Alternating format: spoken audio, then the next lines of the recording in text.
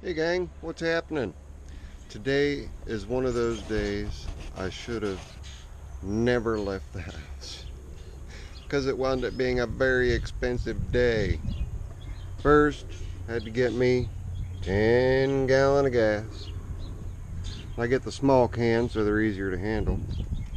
And I had to make sure I had batteries on hand, and I always get the higher cold cranking amps, and these are Exide made batteries.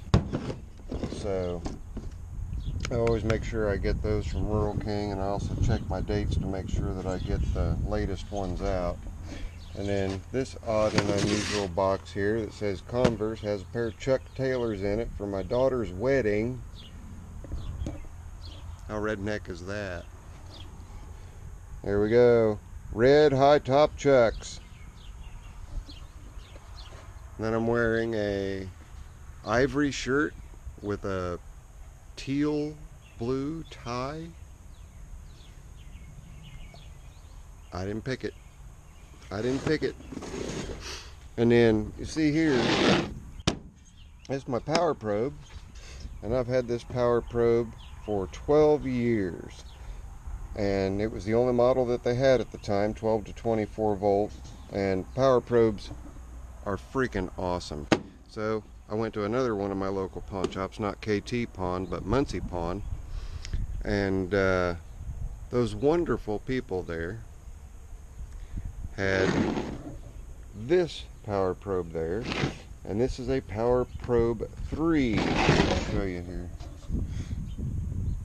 PP319FT CBLU.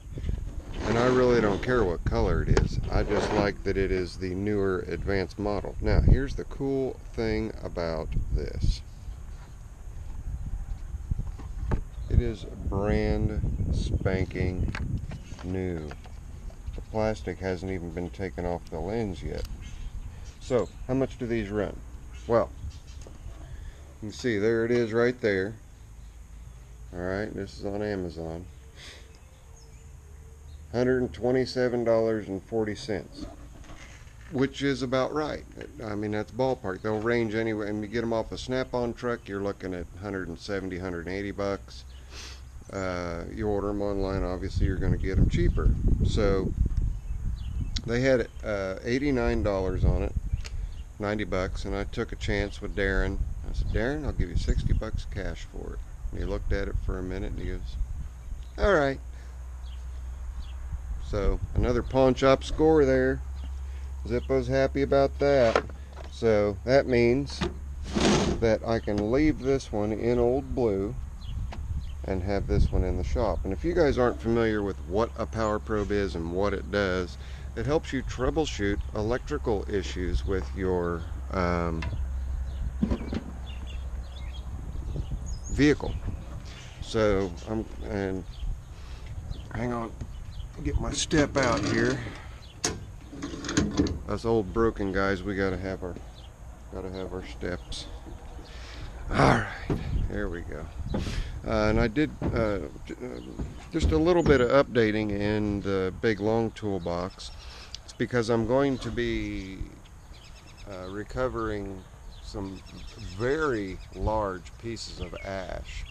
So I've got my cable winch and two fully charged 9 amp hour 200 cold cranking amp batteries to assist me in retrieving those and pulling them up onto my trailer. I mean, when I say a big tree, I don't have any trees on my property anywhere near, and you can see that big ash there, nowhere near. This thing's got to be conservatively 3.5 feet across. Massive tree.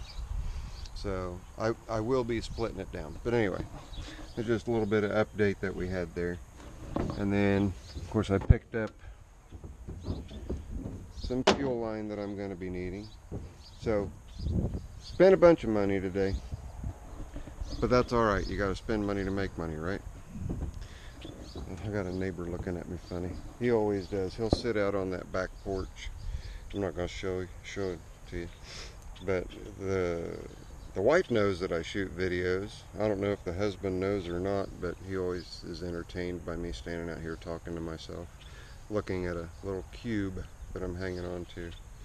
But that's all the updates for today. I'm going to get everything unloaded, and once I get everything unloaded, I am going to pull a problematic 16 horse out from underneath my bench over where the chainsaw's at. Got to get this one put up, cleaned up and put up, but over by the chainsaw bench there, I need to pull a 16 horse out. It runs, but it does not run well, so I need to get at it and look at it, and it's right there. So I'll get it dug out. Plus I've got to get my weed whip out, clean up a bunch of chickweed. Now, this last little bit is for Mr. Dougals. Mr. Dougals and I already had a conversation, and fortunately he was so nice about it, but I felt absolutely horrible. What am I talking about?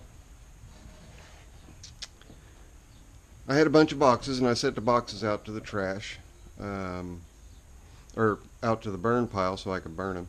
And I burned them, and I pulled in the shop driveway, and I noticed something on the ground that looked kind of like a flap on a box that didn't burn. I thought, well, that's strange. One flap didn't burn. On closer inspection, it turned out to be Mr. Dougals' West Virginia plate that got a little toasty. So, as a constant reminder for me to be a little more diligent in making sure that all of my packages are empty before setting them out to burn, I went ahead and mounted that West Virginia plate. Yes, that's a West Virginia plate. And that will be a constant reminder. And pretty good story. People will come in and say, oh wow, somebody sent you a burnt up plate? I said, no, I customized that one on my own. Alright, that's it. I'm going to get unloaded, get some things organized in here, get that 16 horse out and on the workbench, and we'll see if we can get number 4 running well. Like I said, this one runs, but it does not run well at all. So we'll see what we can do. This is Zippo. I will see you guys in a little bit. Later. I'm out of here.